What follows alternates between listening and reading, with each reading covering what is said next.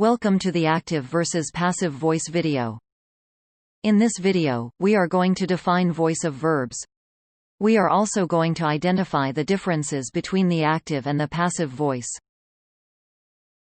Voice is the form a verb takes to indicate whether the subject of the verb performs or receives the action. There are two types of voice, active voice and passive voice. The active voice indicates that the subject of the verb is acting the action.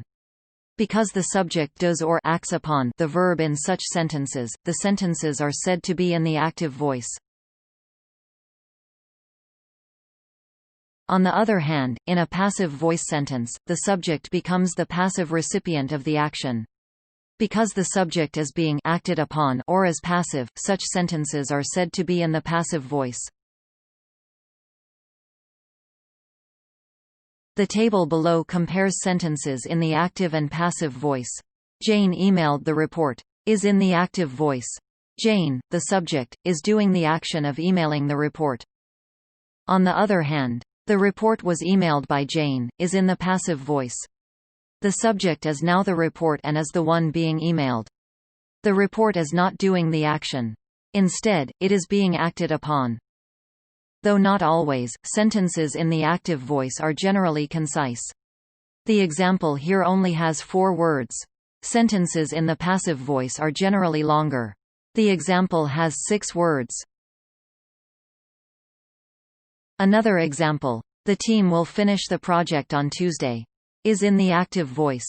The team is doing the action of finishing the report. It also only has 8 words. The project will be finished by the team on Tuesday. Is in the passive voice. The project is the one that will be finished. It is longer with 10 words. Business writing prefers to use active voice because it is more direct. Compare the following sentences. Active. The waiter dropped the tray of food. Passive. The tray of food was dropped by the waiter.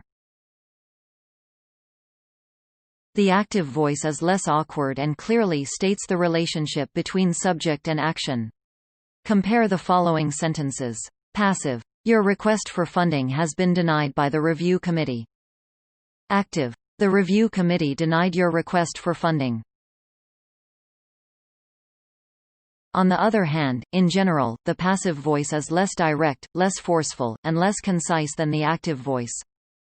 Use the passive voice in the following situations. First, use passive voice when you do not know or do not want to reveal the performer of an action. Second, use passive voice when you want to emphasize the receiver of an action. Compare the sentences below. Passive. The leave was not approved. You do not know who disapproved the leave. The writer may intentionally be hiding the person accountable for not approving the leave. Active. Mr. Santos did not approve the leave. You know who made the action of not approving the leave. The active voice cannot hide the doer of the action, while passive voice can. Now you know the differences of the active and passive voice. Both have their own purpose. Though business writing prefers active voice due to being more direct and concise, the passive voice can also be used in scenarios when the doer of the action has to be hidden. See you next video.